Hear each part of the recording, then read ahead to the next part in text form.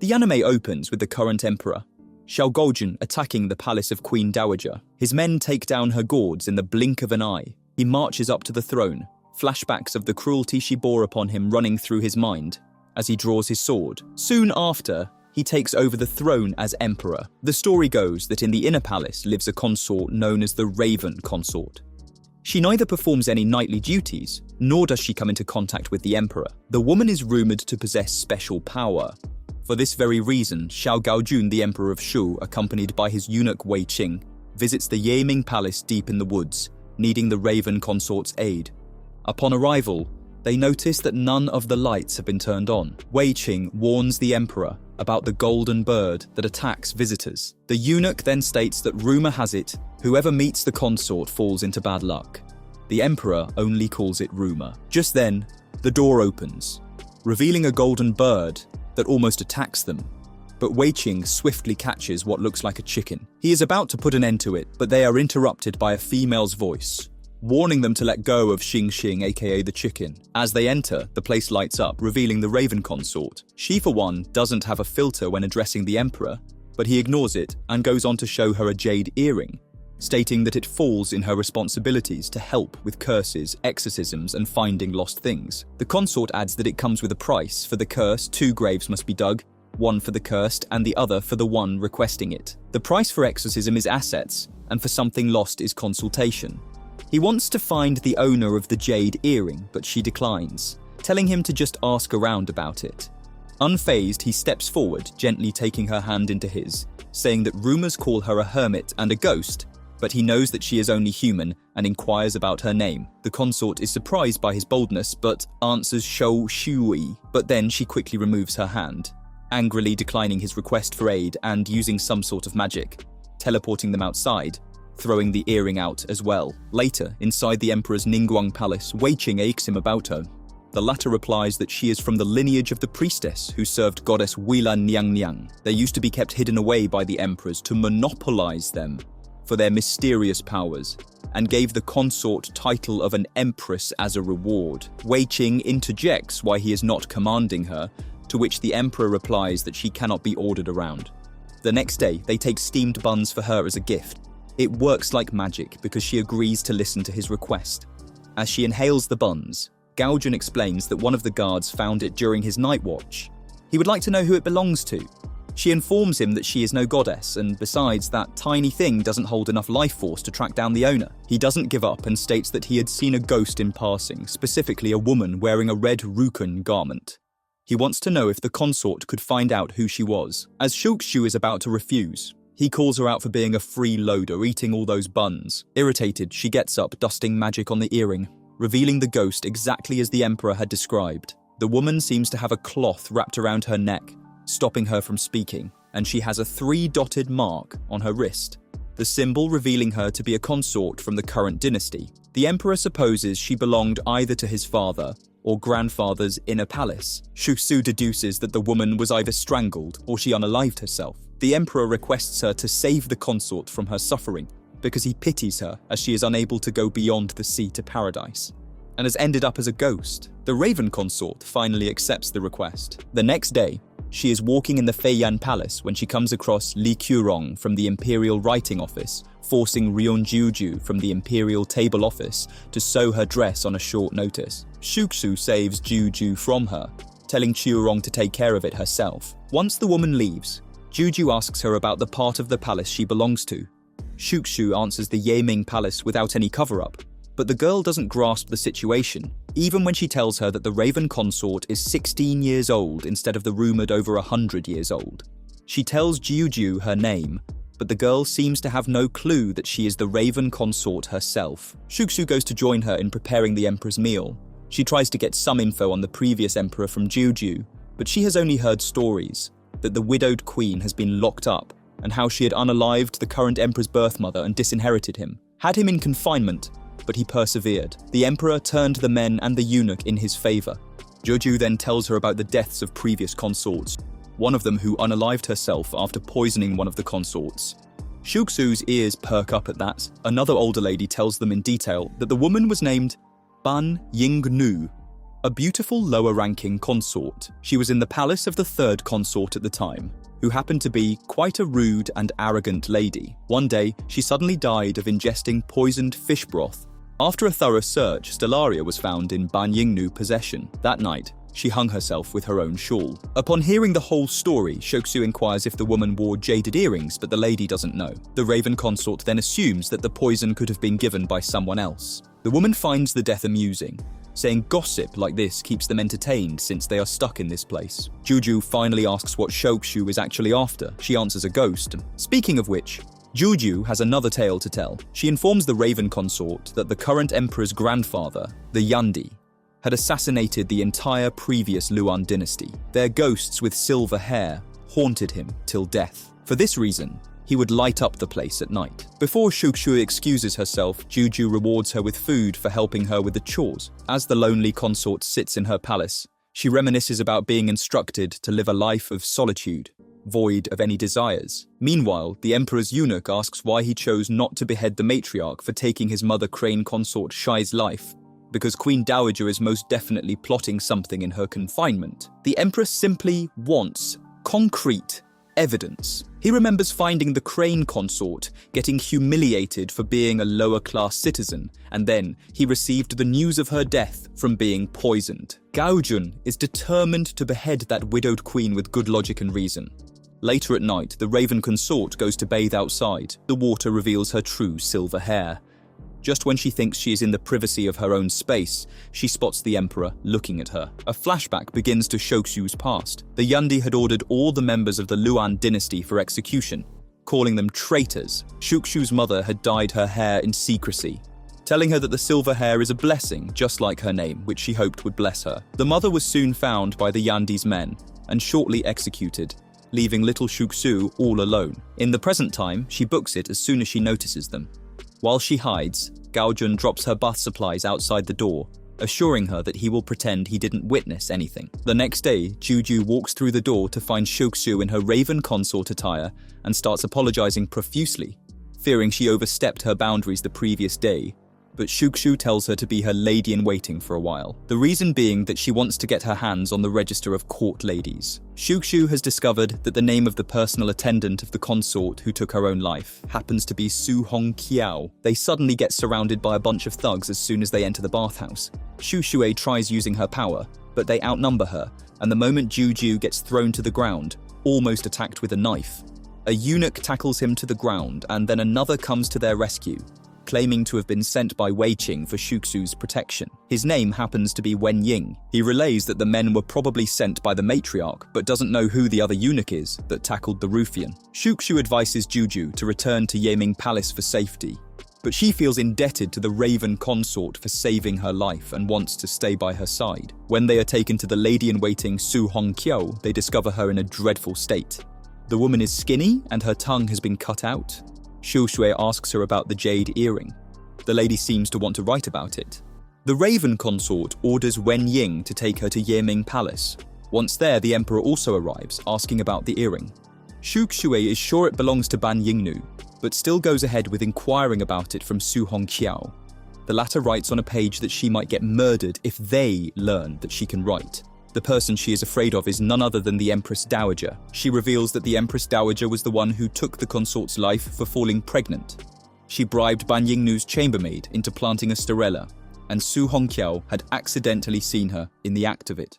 They found out and threatened her with the death of her family. Ban Yingnu didn't hang herself, but instead got murdered so that she could be framed for the death of the third consort. Su Hongqiao was spared because her death could have attracted attention.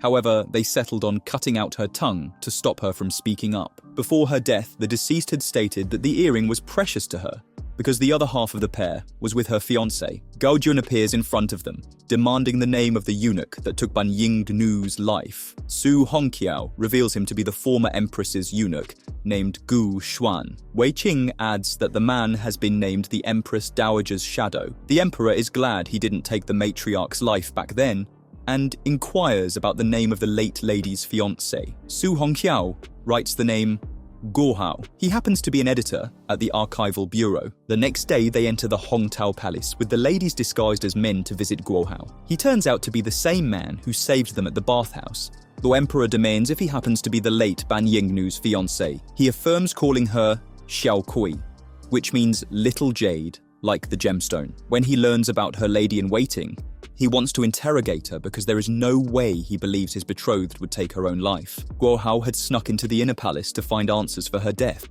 He reminisces how they were betrothed to each other when they were young, and once she became a consort, they could no longer meet, which is why Yingnu gave him the jade earring to remember her. He had accidentally dropped it inside the inner palace. Shuxu explains that the earring has now been possessed by her ghost. He insists on meeting her, even if she isn't recognizable. Shuxu honors his wish, bringing forth the apparition of the late consort. Guo Hao falls to his knees upon seeing her. Emperor Gaojun gives the raven consort the other jade earring. He explains that once, when he was 10, the consort had cheered him by giving the other earring to him as he mourned his deceased mother. Shuxu returns the pair to Guo Hao, and suddenly the apparition transforms back into the way the young consort used to look. Shuxu understands right away that the ghost has finally found peace as it vanishes away.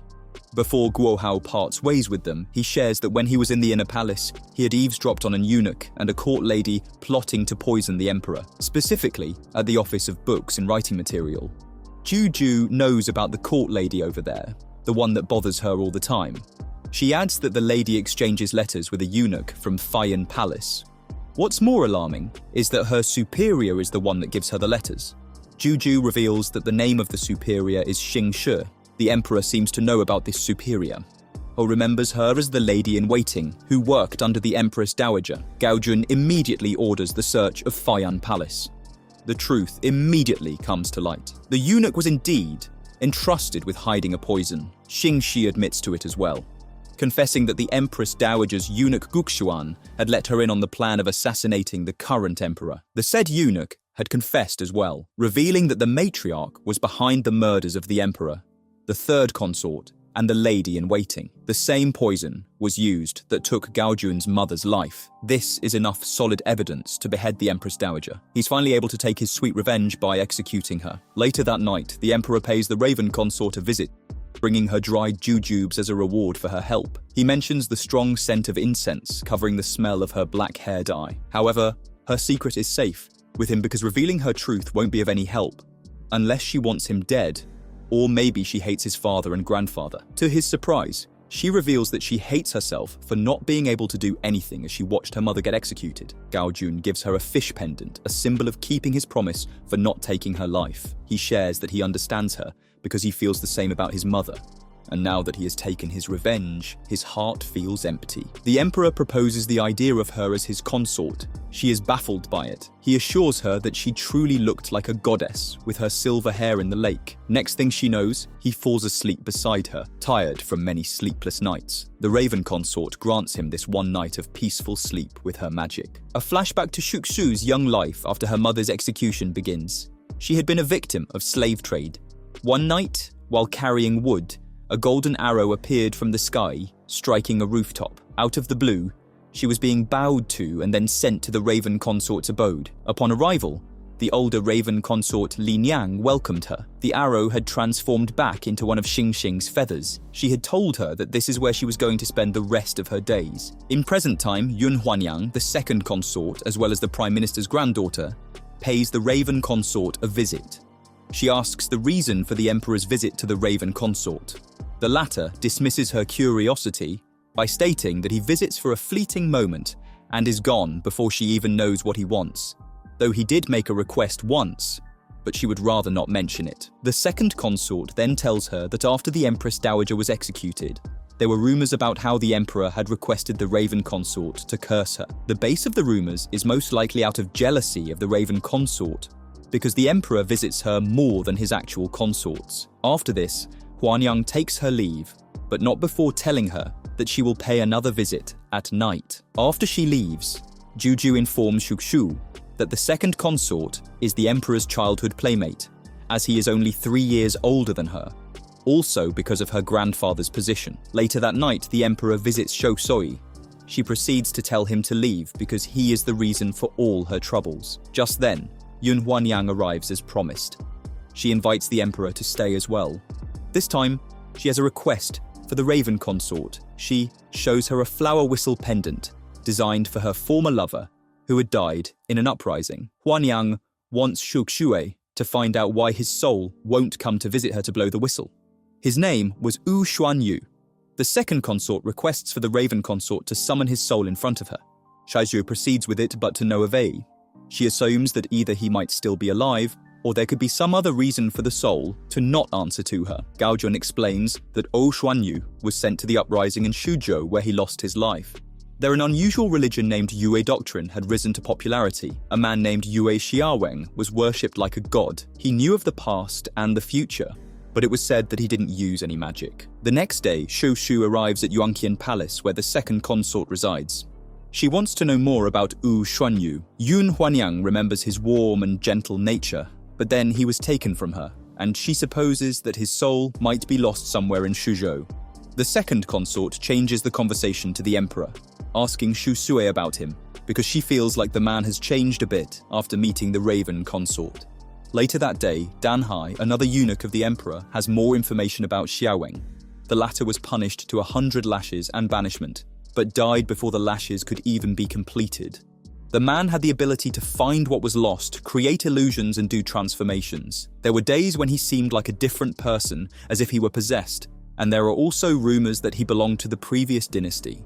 Upon hearing this, the emperor stops him from speaking any further. Then in the middle of the night, Shouxu's presence is needed at the Yanqian Palace because one of the court women has stolen an item and has disappeared with it.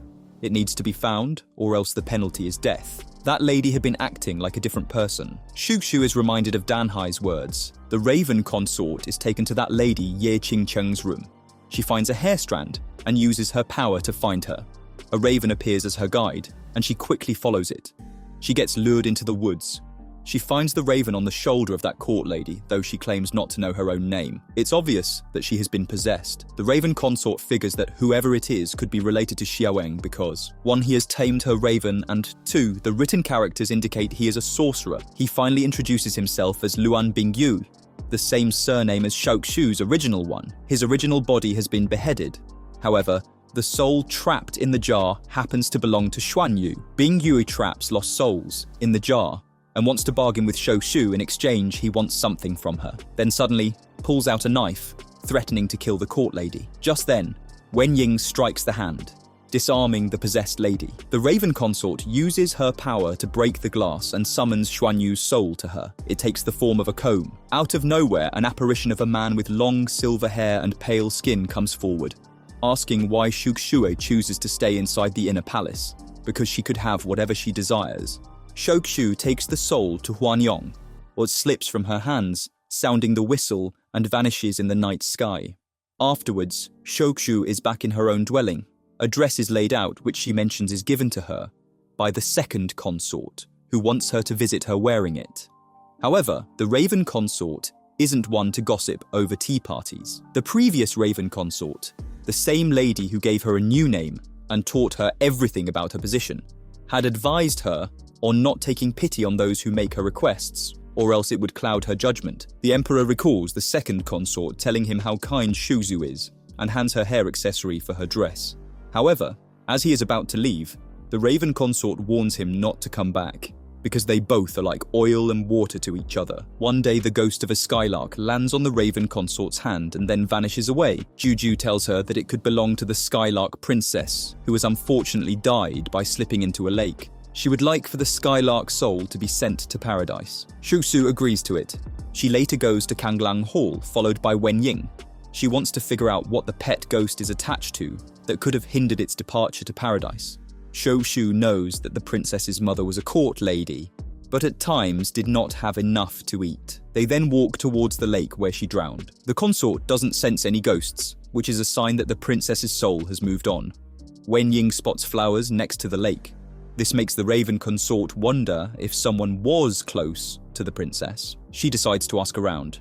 Shuxu reaches nearby Pohi Palace to ask the court ladies about the princess. One of them tells her that the emperor's mother used to send her food at times. The serving lady, Yang Xinyang, who serves the current consort, might know more about the princess. As she is about to find her, they stop her from doing so, because apparently the consort is in the middle of selecting fabric which could take the whole day, and the fabric she rejects is then passed to her ladies in waiting. This makes Shosu wonder if she should give gifts to Juju as well. The said lady, however, is upset with her for not taking her along on the trip, as she is her attending lady. Shushu presents her with the hair sticks given to her by the emperor. This upsets Juju even further, because it looks like the consort thinks that she is greedy and stomps away. Shushu tries carving a bird to please her, though she doesn't understand why she wants to do that. As she gives up and ponders over sending Juju back to the palace, the emperor walks in unannounced. He sees her dejected form and goes straight to carving a cave swallow. He mentions a eunuch named Ding Lan, stating that the man was of his father's age and had taught him the art of carving. The Raven consort shares her trouble with the emperor. After listening, he explains that Juju most likely was upset because some of the ladies in waiting don't work for gifts. Gaojun adds that Shushui can't seem to get the everyday social cues and could upset someone else pretty soon. She realizes that now he is upset as well. When questioned about it, the emperor relays that he didn't think she would give his gift away. He quickly inquires about the fish. She still has it. He tells her to keep it safe because Ding Lan made it, and it's a symbol of his promise to not take her life. Before he takes his leave, he advises her to offer Juju food the next time she wants to give her a present, because it clearly hasn't upset her so far. Shukshu visits the lake again and finds the serving lady Yang Xinyang placing white flowers there, an offering for the deceased. The Raven consort calls the ghost of the skylark, which the serving lady recognizes right away. Shusu tells her that she wants to send it to paradise, for which she needs to know about the princess. The lady gives her a detailed account. The princesses used to be bedridden and ill for most of the time, but couldn't get any medication because they needed the Empress Dowager's signature for that. On days when she was feeling better, she would plant vegetables and flowers in her garden. Then one day, Xinyang had a heated argument with the princess. The next day, her skylark chirped at her, though she had a bad feeling, as if it wanted to tell her something, but she ignored it. Then later, the princess was found in the lake. She still feels guilty about it, that the fate which the princess had met had been her fault. Shusu promises to send the bird to paradise. Later that day, as she is about to do that, the emperor finds her. Shuksu asks about his wooden bird carving. He shows off its completion. The Raven consort, with her power, sends it towards paradise as a guide for the little skylark's soul. She thanks Gaojun for the aid. Just as she is about to leave, he grabs her hand, telling her that her gratitude is something new. Shusu frees her hand, but he tells her to make up with Juju before it's too late, as he hands her a small bird carving, calling it small and sweet like her.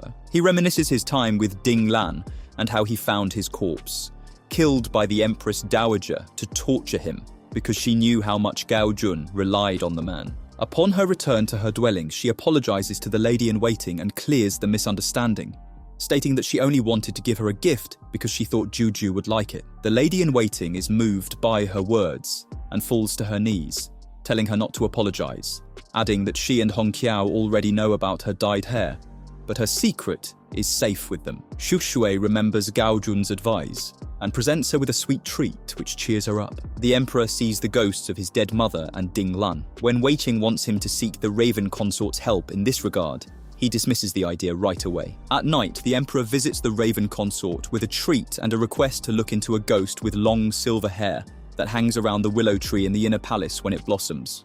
She assumes it's probably the apparition of Luan Bingyu. Gaojun seems to know a bit about the man. He was the grandson of the Emperor Luan and was a talented sorcerer. Once they are outside, she asks if he knows about Yeyushen. He's aware that it's the god who steals people in the darkness of the night and hates bright lights, which is why the palace and the red light district are so well lit, though he's only heard stories about the latter. That night, when the emperor retired to his chambers, he saw the ghosts of his mother and the beloved eunuch once again. Meanwhile, Wei Qing visits the Rave consort to remind her of her position, adding the fact that she is from the previous dynasty will most likely be trouble for the emperor. He warns her to treat the emperor with respect and speak to him with the utmost care. If she perceives an unpleasant image of Wei Qing, then he feels mutual. Moreover, she is not really an actual consort to even be put on the inner palace's register, so she shouldn't really hope for the eunuch to give her any respect, as he would to an actual consort. After all that rambling, he excuses himself. In the morning, the emperor is researching on the Raven consort. He is curious as to why she stays confined. Wei Qing requests Gao Jun with the permission to also go look for the sorcerer. His goal is to get rid of the problem as soon as possible. The emperor reluctantly grants him permission. At night, the ghost appears in front of the willow tree. Shuxu realizes that it's of some girl instead of Luan Bingyu. The woman had an agate pendant. When the Raven consort tells the emperor about it, he shares that he has seen one in the Ningong Hall's warehouse. If they check out the register over there, they might be able to find who it belongs to. She wants to see the storehouse herself. Gao Jun adds that even though she is not allowed in there, but she can do as she wishes. After all, being a Raven consort, she can have whatever she desires. Shuxu is reminded of the ghost's words. In the meantime, Wei Qing spends his day searching for the sorcerer. People are of no help till he asks an elderly woman about it, showing a bag of coins, to which she answers that the sorcerer is in the red light district, probably because he despises the current emperor. Wei Qing goes to the red light district. People only crack jokes about the sorcerer instead of aiding him. He eventually stumbles upon a lady playing an instrument. A woman recognizes him as she calls him by his birth name Kuei. He books it, getting flashbacks of how his mother used to play the instrument at the exact store where his father had been her customer. But then she was left all alone, and after she unalived herself, he had two options. Either to sell his body or become a eunuch. Though he chose the second, he found out the hard way that abuse awaited him. He had run away bruised and humiliated, but then young Gao Jun found him in that state and gave him his title and his name. He never again mentioned that night to Wei Qing. As he makes it back to his master, he enters his bedchambers in panic. A eunuch is met with the sight of the ghosts from Gao Jun's dreams. The man calmly asks him to prepare some tea. Wei Qing follows the order right away. The next day, he visits the Raven consort without wasting any more time. They both apologize for their earlier behavior. He proceeds to ask for her help regarding the ghosts showing up in the emperor's bedchambers. Shuxu agrees to sort things out. As soon as she enters the place, a smell hits her, though the eunuch is unable to smell it. She decides to check the storeroom first. She comes across a map on the wall. It makes her feel a little lightheaded, but the Yu Yi calls her over to a jade pendant which belongs to Princess Mingzhu, the previous emperor's second princess. She was known for her beauty and took her own life under a willow tree with a knife because she didn't want to surrender to the enemy that had barged in. The Yu Yi then takes her to 6 paintings of the most beautiful people of the Luan dynasty. Amongst them are the princess with a glass comb, which isn't in the storage room anymore. The sorcerer Luan Bingyue's painting is also there. Outside, she bumps into the emperor, informing him that the ghost is of Princess Mingzhu. The Raven consort believes that something might be hindering her soul to move on. Gao Jun excuses himself because he has to pay a visit to Shangniao Temple. He asks the Ministry of Works, Shu Yuyong, about Bayan, because he is the one who has written an entry on the Raven consort. Moreover, he hasn't found the records of such a man in the register and wonders why. The Ministry of Works, however, questions why Gao Jun is so fixated on the Raven consort, to which he replies that Shuxue is all alone.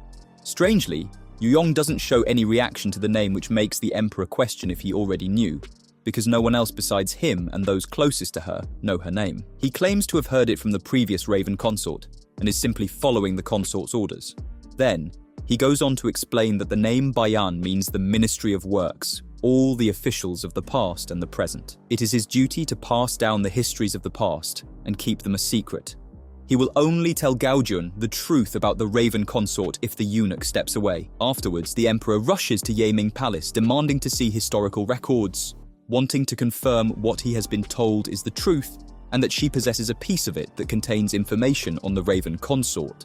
Gao Jun also wants to know what it means when Yu Yong told him that there is winter in her name and summer in his. The emperor wants to know it all because he pities her. This angers Shokushui, and she throws tea at him, but he stops Wei Qing from doing anything. The Raven consort brings out the piece of writing. Its thread breaks from how she angrily pulls at it. Her magic immediately releases with it a picture of the goddess Niao Lian. Shuzu begins to explain that the previous Raven consort, Liniang, had shown this piece of information to her. The goddess had flown west from her palace of seclusion for 8,000 days, till she landed here where the juniper tree grows.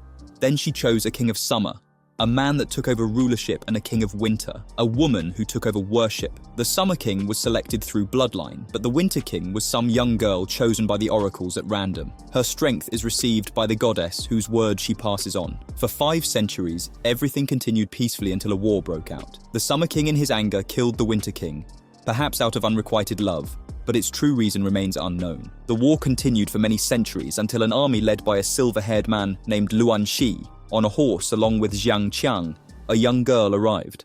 Goddess Niao Lian had chosen her as the Winter King. The latter helped Luan Shi, and he soon became king with her by his side. He understood that his position was nothing without her, so he ordered the inner palace to be built for her, locking her up because they both knew that love between the Winter and the Summer King meant war, and they had to stay away from each other, which is why she accepted her confinement. The Winter King confined the goddess beneath the inner palace and became her guide. The Summer King, Luan Shi, went ahead and created a fake historical record to protect the real history of the kings. On top of this, in accordance with Shang Chang's wishes, the Raven consort was given fake origin, assuming her to be from the lineage of the priestesses who worshipped the goddess Wulian Nyang. Once she completes the tale, the emperor states that his grandfather had overthrown the Luan dynasty but kept the Raven consort's position, questioning if this is the reason for him successfully taking over the rule. He then accuses her for complying with the titles. She angrily states that there are no other choices for her. She cannot claim her title of king because she fears a war could break out once again. Niao Lian probably saw her out of pure luck on that fateful night when her mother hid her from the murderers. That night was moonless, and the goddess only appears on such nights. Once she chooses the Winter King, she ties them up so they cannot escape. Otherwise, she will unalive them for leaving. Anger starts brewing inside her once again as she yells at the emperor to pity her now, because he doesn't have a shred of clue what this confinement feels like. Shuxu throws the cup.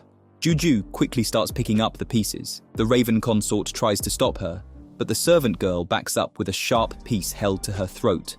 All of a sudden, sounding possessed, Shuxu quickly realizes that it's the sorcerer Bing Yu.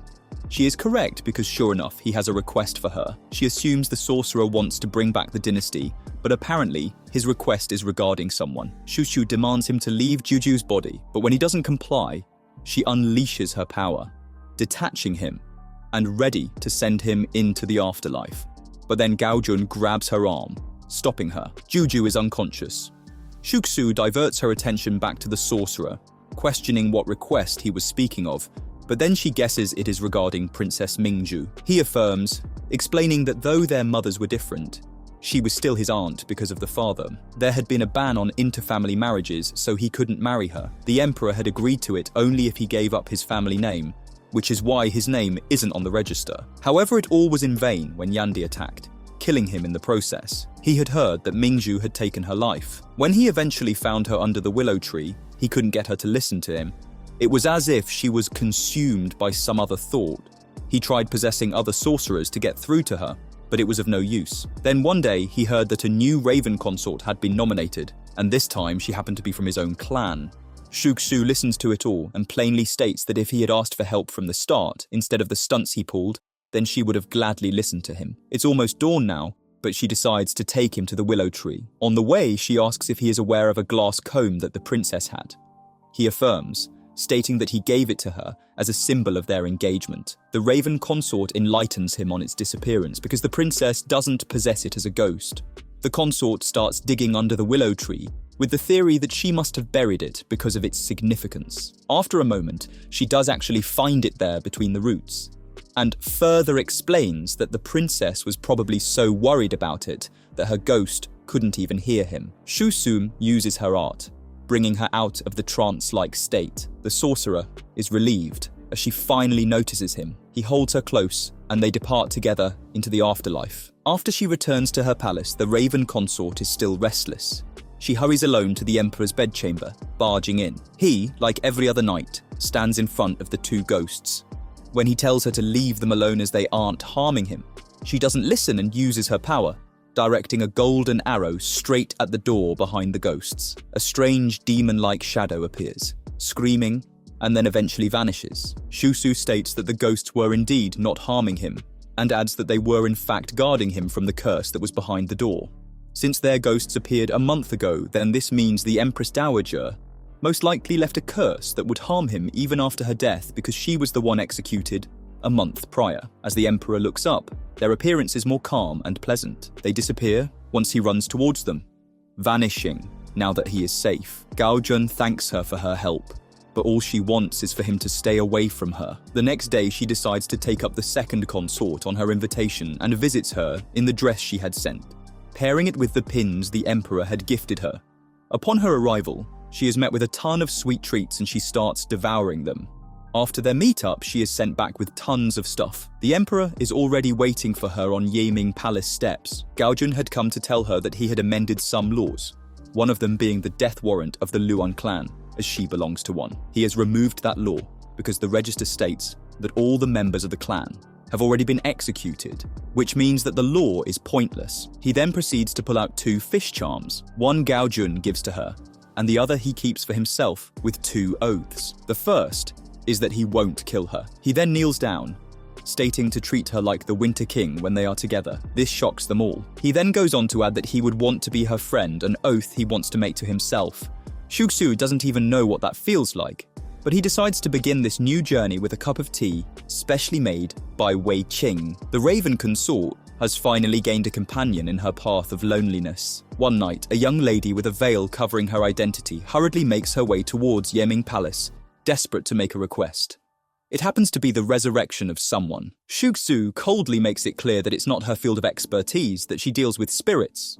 Dejected, the lady runs out of there, the veil falling. The rave consort immediately recognizes the scent of Xiangfu incense coming from it. This one is particularly burned when mourning a loved one. The door is still wide open. Yeyi Seha, a young eunuch from Feijon Palace, pops up, timidly asks for the Raven consort's help. She notices that his legs are injured and treats them herself. The young eunuch shares that he gets beaten up every time he doesn't use proper language. Yi Seha tells her that in the palace, a boy of his age stands apologizing the whole time, but only he can see the kid. The next day, the Raven consort sets out to see the kid herself. She reaches the palace, taking permission from the consort Chang Huangying to visit her garden without sparing any details, because the consort is already worried she might be there for a ghost and is quite scared of them. They reach the garden where the kid was seen. Shuxu uses her power to bring forth a clearer image of the apparition. The ghost child is actually there, exactly as the little eunuch had described him. They both start searching for Yi Seha's master, hoping he might know about the ghost. They stumble upon the kid receiving a beating yet again for stating that he can see the ghost. Shuxu orders them to stop. The master Kang Lan is there. She asks the man about the ghost of the young eunuch that died in the palace. But Kang Lan doesn't seem to know anything about him. She insists, staring deep into his eyes. The master gets scared, finally sharing that the kid had fallen in love with the consort. But as he was too young, nothing happened, however. He was found dead later, but Kang Lan doesn't know why or what his name was. The Raven consort advises him against beating as a punishment because nothing good will come out of it. She then orders Wenying to call Gaojun to Yiming Palace. When he arrives, she requests him to find out about the young eunuch who had passed away. He then excuses himself to visit an ill consort but leaves a bag of treats before departing, which instantly lights up her face. Later, Danhai comes with the information that the executed eunuch was named Yuisha, and he was close to someone called Shi Yan. Shuxue wants to speak to him. Wenying already knows about the man and offers to deliver the message. On the way, she encounters a crying Yeyi Seha, who informs her about being kicked out by his master for talking about ghosts. The Raven consort thinks about talking to Wei Qing about his situation, but decides to bring the kid along for the time being. Shuxu uses her power to make the ghost visible. She tells the man to explain his death. Shiyan recalls how the young eunuch had once offered a blue swallow's feather to the consort, and she immediately was delighted by it. He then would occasionally give her feathers from various birds, but she was never pleased like before. This led the kid to trap birds to pluck their feathers, which soon led to the death of a blue swallow. Since killing birds was punishable by death, Shiyan had suggested they buried the bird before anyone found out, as he had helped his friend set the trap. However, the young eunuch had shown the dead bird to the consort, which called for his execution, even though he never gave away Shiyan's name for the involvement in setting up the trap. The latter was so scared to get caught that he had even wished the execution would happen quickly, so that his own name won't be exposed. The guilt of it all still haunts him as he pulls out a feather that belonged to that dead bird, unable to let go of it. feeling that the executed eunuch's soul lies in it. Shukshu requests to look at the feather. She uses it to send the young soul to paradise. A swallow appears, landing on the ghost's hand, snapping him out of his loop topology, guiding him towards paradise. Before the soul departs, he turns to Xian, calling him Tongkaji, a friend. Later that night, the emperor pays a visit to the Raven consort with flowers sent by the consort Chang Huangying. Wenying informs her that Yi Siha is currently under his supervision, but only for a little while. Gao Jun suggests that she keeps the boy with her since he lost his place with the old master because of her. Juju gives him a lantern on the way, because it's a new moon, which he assumes means to stay safe from Yayushen. She warns him not to visit the next day as she's going to be tired. Once he leaves, Wenying approaches her, stating that he was originally an acrobat in a group called Red Sparrow. One fine day, a customer had forced their lute player into bed, and Wenying had beaten him up because of this reason he was punished into becoming a eunuch. Shaoxu finds it cruel, which is exactly what he needed. For this reason, he requests her to take Yi Siha under her wing, because the kid needs her as his master. Then, in the middle of the night when the moon disappears and darkness takes over, the Niaolian goddess gives the Raven consort a hard time as she roams the sky. Shukshu's body feels like it has been tied up and pulled by strings, which is said to be her fate. The goddess roams until her eyes land on a man, and then just like that, Shukshu snaps out of it, though she doesn't know who the person is, but calls him Owl. That man, Feng Xiaoyue, approaches his master, Feng Yixing, requesting that he wants to visit the inner palace, saying that he has some business there. The master, after giving it a thought, shares that there is someone he knows there. Feng Yue's goal is to take the Raven consort's life. Speaking of her, she has taken Ye Xie as her eunuch, fulfilling Wenying's request. She teaches him how to write and treats him with food while sitting next to her. The young boy thanks her for the hospitality. Meanwhile, Gao Jun asks Yu Yong, the Ministry of Works, about the Raven consort.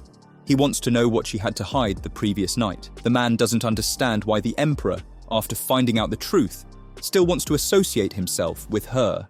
Gao Jun asks how the last Raven consort had told him about the new one. The man remembers being visited by her as a ghost and told him to look after Shu. They used to be friends and studied under the same master. Once Li Niang entered the life of a Raven consort, he took the path of Ministry of Works, but it could be of no help to her. Yu Yong now wants to retire, but the emperor orders him to tell the Raven consort about Li Niang before he leaves. In the middle of the night when Shaoxue sleeps, a lady named An Huilan comes with a request. The consort acknowledges her presence, letting her in. The woman tells her that she used to serve a consort named Lady Wanlin. She was skilled at playing the harp and had the most beautiful smiles. When the Yandi appointed her as the consort of the Qichao Palace, the girl had expressed to the servant her distaste of being a consort. Then one day, Wanlin was informed by a eunuch that the emperor was going to visit her. Huilan was excited and went to get the consort clean and ready, but she was nowhere to be seen. Her shoes were neatly placed against the lake. She had drowned herself, and ever since then the server had been transferred to the washhouse, but with every drop of water that falls, she hears the consort's soul calling her name. Huilan requests the Raven consort to help that lost soul still wandering the lake. According to Hongqiao, An Huilan was creepy and everyone stayed away from her. By then, Wenying returns with the news that it is as Shuxu had suspected. The latter immediately gets up, wanting to be taken to the lake at the Qichao Palace. Upon arriving at the lake, Huilan is already there, but her body has shriveled up in just one night. The Raven consort inquires about the events that led to the consort's death. Apparently, one night a bookseller that the consort was acquainted with broke into her mansion in the middle of the night, which led to his execution. Lady Wanlin had collected the dirt his blood soaked into and kept it inside a small bag. She had it even after entering the palace. Huilan had angrily thrown the dirt on the ground, stomping over it. Shortly after, Wanlin had taken her own life by drowning. Now, Hulian wants to save her soul because she did it all for Wanlin and tried her best to turn her into a great consort. The servant fears that the consort holds a grudge against her even after death and wants to drag her into the lake. When Huilan tries to get close to the Raven consort, her hands go through her. This is when Shuxu explains that she is the real ghost. The servant had passed away the previous night from a lung disease. Her appearance turns into that of a dead body, all grey and skeleton-like. The Raven consort makes her listen closely to the voice she keeps hearing. It's her own voice. Wanlin's soul, according to Shu, has already departed. Huilan has been hearing her own voice because of the guilt she bears. The shriveled soul looks at herself in the lake's reflection and then stumbles backwards, falling into it. Shokshu tosses a wreath into the lake, stating that it's a sorcerer's spell which will hold the ghost inside. It's not up to her to decide which soul gets to depart to paradise. When inside the palace, Yisiha comes with a letter from the emperor for her to meet the Ministry of Works. Upon the young eunuch's request, she decides to write back to him. Gaojun is surprised by it and sends a whole package of writing materials. Just then, she feels a sharp pull of a string. The raven consort hurriedly makes her way to the lake, and just like she suspected, the wreath has been torn apart. She wonders if Huilan's ghost has done it to escape. However, she senses the owl. A man is with a merchant who compliments the lute player's skills. The host informs him that she is from the group Red Sparrow. The buyer presents him with a mask, which he claims is possessed by a spirit. As the man puts it on, he indeed sees the ghost of a man walking towards him with no eyes. He starts freaking out, but the ghost keeps coming closer. The scholar He Mingyun informs the emperor that the man was bedridden with fever, though he fortunately recovered after a few days. Gaojun wants the mask in order to show it to someone.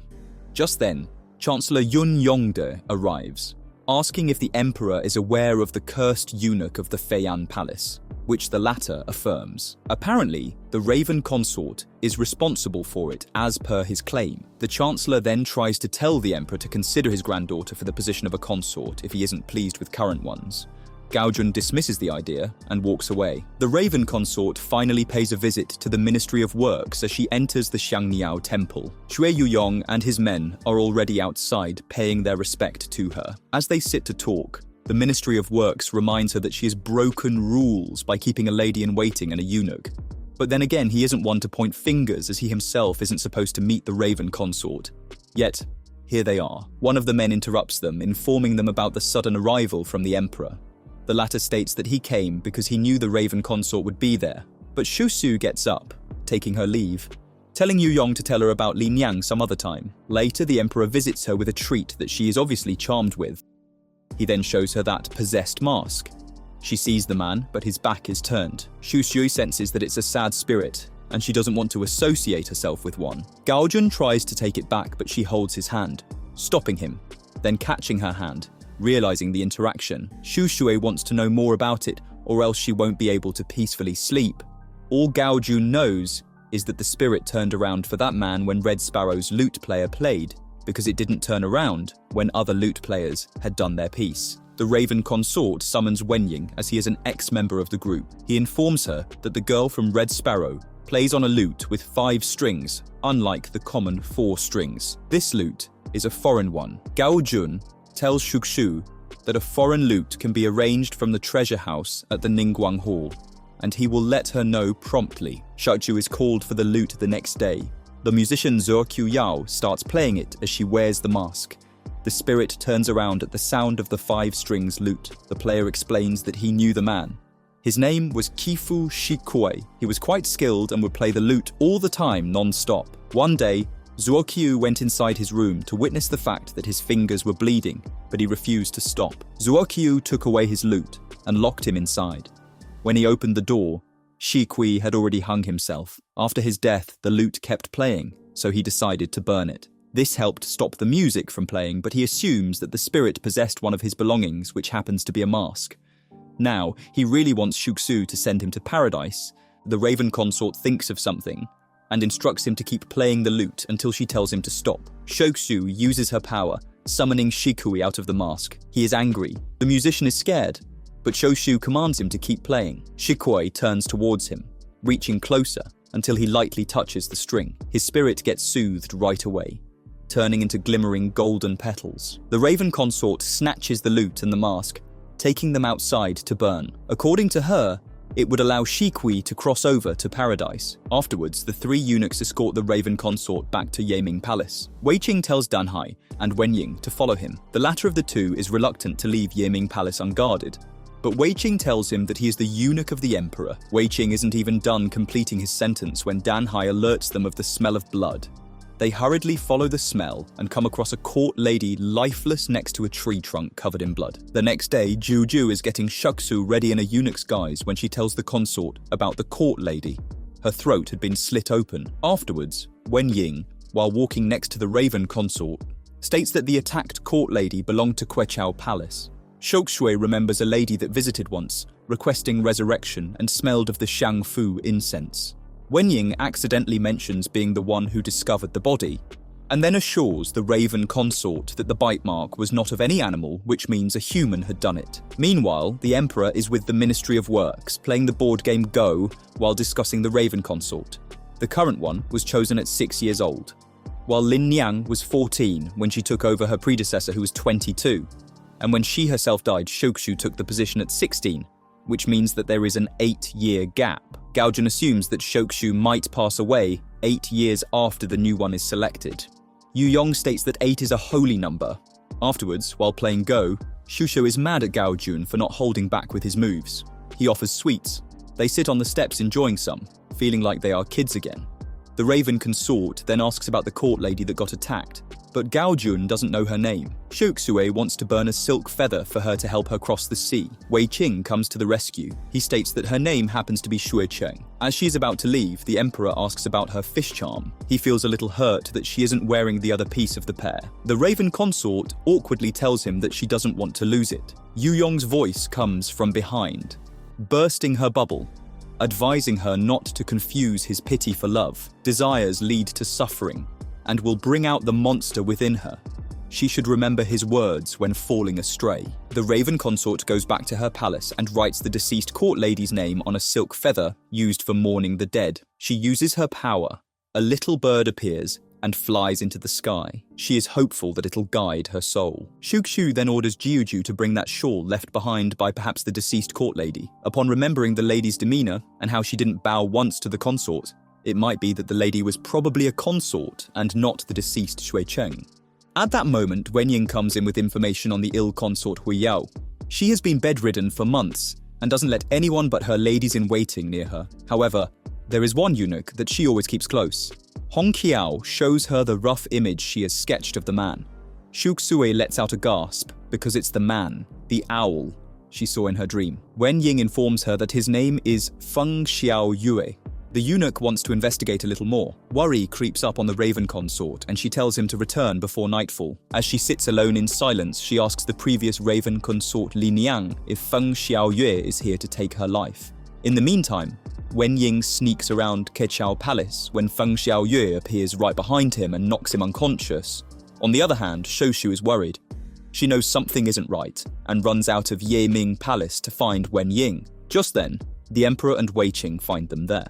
She explains that Wenying hasn't returned from Quechao Palace and reveals that the ill consort Huyao had visited her, wanting to resurrect someone. Shukshui is certain that the eunuch by her side is here to kill her. She herself has become weak after involving others in her business and had made Wenying to inquire on her behalf. Because now she's become afraid of death, she starts to weep, but Gaojun is there to tell her that she's only 16 and it's not such a bad thing to rely on them. He wants to go along with her to the Quechao Palace. When they are taken to the consort, they notice a heavy smell of incense in the room, but Shokusue can smell something else as well. She notices the eunuch by the bed. Upon seeing her there, a wide grin paints Xiaoyue's face. Gaojun steps forward, questioning if he is Xiaoyue, but the man completely ignores him and walks out of there. Shuksue walks up to Huyao, telling her that she has come to return her scarf. In exchange, she wants her eunuch back. The consort tells her that she didn't grant her the wish she made, but then Xiaoyue came along to fulfill it. She goes into detail about how he had asked her for her brother's hair. At night, he created a clay figure. After a few seconds, it was as if her brother had come back to life. Shuzu can smell him and goes to take a look. Huyao tries to stop them, apologizing to the Emperor, saying it wouldn't happen again. As they make their way inside a room, they are met with a pungent smell and giant pots of animal blood. There also lies a tied-up Wenying. The Raven consort hurriedly helps him, but right then, some monster emerges from behind a veiled curtain, about to attack her. The eunuch swiftly saves her. It turns out that the monster is the brother whom the consort is talking about. She slits her wrist, giving him blood, and elaborates that he doesn't like animal blood because one fateful night, he smelled the blood of the deceased consort and chased her down. By the time Xiaoyue found them, she had already lost her life. Shuksu gives her a reality check, saying that what she calls brother is nothing but a clay doll, and Xiaoyue didn't resurrect him after all. That thing is empty inside. No matter how long she waits, it won't turn into her actual brother. This makes the consort second-guess her actions and turns to her brother, not ready to let go of the illusion. As he looks up to her, hope in her eyes, but then he goes to bite her throat, ripping it open.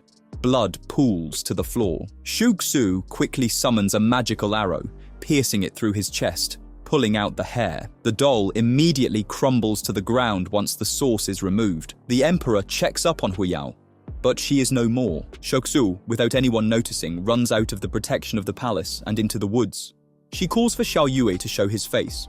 After a brief moment, he appears on top of a tree branch, talking about using their Niaobu against each other if they are going to fight because Shosu throws her magic arrow at him, and it's of no use. He has come from the Palace of Seclusion. She is familiar with the term. It's the land where the gods are said to reside. He calls himself the executioner of that place. Xiao Yue tells her that the raven resides within Shokushu. He happens to be its brother. He says that they were both born in the same bubble, but then it split, her becoming a guide for the spirits, and him the executioner. But then, she committed the grave mistake of reviving a soul. Lately, he was able to sense the raven running wild within her, and couldn't hold back any longer, and decided to come. He takes a feather from his Niobu that he calls Simalu. The feather transforms into a sword. Just as he is about to strike, Gaojun blocks his attack. Shuzhui tells him that she knows he is only here to kill her. Xiao Wei reminds her that he doesn't really want to do that, but since she is the vessel for the raven, and he has to slay his sister, then, well, he doesn't really have a choice. He doesn't want to take Shushui's life, but if there is anyone she wants to blame for it, then it's Xiang Qiang, the very first raven consort who trapped the raven. Shushui knows that the raven is underneath Yeming Palace, making the raven consort the warden. This makes Xiao Yue chuckle as he recalls how Xiang Qiang had given up her body, and of the many others to come, turned it into Niao Lian's vessel, trapping the raven within. Shushui must feel her rage on the full moon. Gaojun realizes why she had stopped him from visiting her that day. Her life is being taken away from her. On top of this, the flowers which Xiang Qiang had been feeding Niao Lian were poisonous. He picks up his sword ready to put her out of her misery. Gaojun gets her out of the way, and then to their surprise, Xing Xing, the golden chicken, appears out of nowhere. Xiao Yue calls it Niaobu. This reminds Shoyu of his words on using it to fight. She calls it over, taking a feather, and it turns into an arrow, piercing Xiao Yue's arm, which actually works. The raven consort throws arrows after arrows at him, destroying him whole. She knows the owl is no more, but freaks out when seeing Gaojun's injured shoulder. She then faints, exhaustion taking over her. Shuhi is consumed by darkness all around her. Xiao Yue appears from behind, telling her that she is almost turning into a raven. After that, Yesiha pops up, calling her a monster. Then Yoyong again reminds her that desire cultivates suffering. Finally, she hears Gaojun calling her. Shoji's eyes snap open. Juju throws herself at her, crying with relief. Everyone is glad that she is all right. Before the emperor leaves, he gives her a wooden fish carving so that Shoji could wear it around without the fear of losing it. The next day, when Huanyang goes to pay her respect to the consort's memory, Gaojun tells her that he would like her to look after a particular consort. Later that night, Wen Ying comes back from his investigation, informing Gaojun that his suspicions were right. Xiao Yue had help. There was a man who kept exchanging letters with Xiao Yue's master. With their help, he was able to enter the inner palace. Gaojun is shocked to see the name. He immediately spreads his men to search Xiangyao Temple, but the man has already left. Looks like Yu Yong was the mastermind. He has already reached Yeming Palace. Shushue is surprised to see him. She knows only the emperor and his eunuchs can visit. Yu Yong's excuse is that he has to tell her about Lin Yang before he retires. She lets him enter. They sit to talk over a game of Go. The raven consort burns the last of the incense given to the previous raven consort Lin Yang by him. The smell alights old memories for the old man. He remembers her free, cheerful, smart and loving personality, always surrounded by her dear ones, far away from the feeling of solitude, until she became the raven consort. That was the last he saw of her. The incense burns completely, the palace turns dark. Shu questions when he will draw the blade hidden underneath his robe. Yu Yong pulls it out, unsheathing it and lifting it to strike. Shushu braces herself, but then, like the last time, Gaojun comes to her rescue, demanding why Yu Yong let an assassin enter the inner palace. The old man blames fate, saying Shushi's death had to occur. He proceeds to state that Gaojun has shown her concern and affection. She had a eunuch and a lady-in-waiting when Lin Yang had no one. Gaojun reminds him that she wasn't completely alone. She had Shuxi, and taught her everything. Lin Yang cared about the young girl, and it's obvious from looking at Shou Shui that she was loved by the previous Raven consort. How could the Ministry of Works put such a precious life in danger? Yu Yong starts to cry. The Emperor retires him immediately. As Shu Wei is fixing Gao Jun's bandage, he asks if she had willingly wanted to die. The Raven consort affirms, but thinks back to how she saw his face as she braced herself. Shuja had remembered how he wanted to befriend her, and that seems to have been her salvation. The Emperor requests to spend the night at Yeming because he once had pleasant dreams when he slept there. Shu Yu allows it. The next morning she bruns a silk feather for the deceased consort to easily cross over. She decides to have tea with Huan Yang, and later states if there could be a way she could help the Emperor. Speaking of the man, his wound has healed, but there are strange marks around it, though he pays no heed to them. Qin Xiaojing, the deceased consort's father, visits the Emperor. As he bows, he apologizes to Gao Jun for his daughter's actions. However, the Emperor sympathizes with him, telling him to only mourn for the loss of his children, because Gao Jun himself should be the one to apologize. The father then asks if he has yet to burn a silk feather for Huiyao, because the Raven consort wrote to him about how she and Gao Jun will burn silk feathers for her to help her not lose her way. This moves the Emperor as tears stream down his face. Seeing this makes the old man cry. The story ends on a good note as Shou, with her silver hair, is surrounded by souls. She has realized that the raven feels free in the night sky. Someone calls out to her, a ripple forms, then faces of a man and a girl appear. She then sees Gao Jun and runs to him. Owl feathers sprout from his injury. With all of this happening, the raven waits for the day she'll be able to go home. Thank you for watching. See you in the next video.